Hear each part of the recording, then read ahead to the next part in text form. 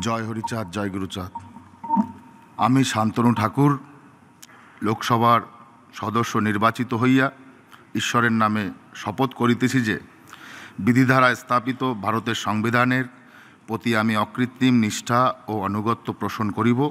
আমি ভারতের সার্বভৌমত্ব ও অখণ্ডতা রক্ষা করিব এবং যে কর্তব্যভার আমি গ্রহণ করিতে উদ্যত হইয়াছি তাহা নিষ্ঠাপূর্বক নির্বাহ করিব।